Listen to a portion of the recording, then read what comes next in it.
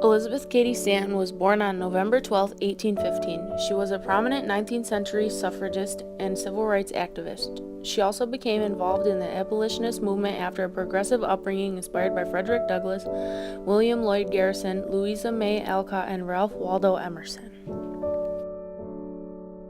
Stanton helped organize the world's first women's rights convention in July of 1848 in Seneca Falls, New York.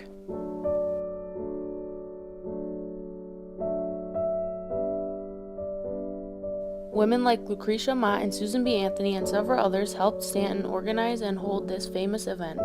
This was attended by over 300 people, including Frederick Douglass. At this meeting, the women who attended drew up a declaration of sentiments and took the lead in proposing that women be granted the right to vote. Everyone who was at this meeting also signed this declaration. Prior to these events, women were not allowed to vote and didn't have the same rights as men. In 1863, Stanton and Anthony formed the Women's National Loyal League to support the 13th Amendment to abolish slavery and campaign for full citizenship for African Americans and women. Both women also founded the National Woman Suffrage Association in 1869.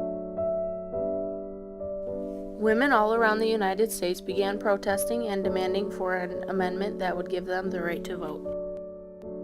Stanton helped in advancing Articles 1 and 19 in the Universal Declaration of Human Rights by standing up for all women and proving to society that women can do anything a man can do. Robert F. Kennedy was an American politician and lawyer who served as a United States Senator in New York from January 1965 until his assassination in June 1968. Previously, he was the 64th United States Attorney General from 1961 to 1964. Stanton and Robert F. Kennedy both advocated for equal civil rights for all women of any race.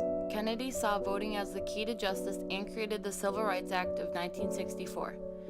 He not only advocated for women's rights, but all rights in general, including African American rights. In 1878, an amendment was introduced and Stanton testified against it. She was outraged by the rudeness of the senators who often read newspapers and smoked while women spoke on behalf of the right to vote. Between 1878 and 1919, a new suffrage bill was introduced every year.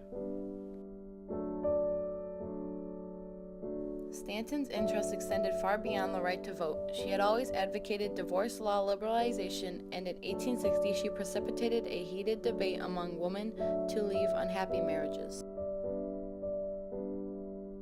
Unfortunately, Elizabeth Cady Stanton died before she could see the end result of her efforts in the passage of the 19th Amendment. Stanton died on October 26, 1902, in New York, New York.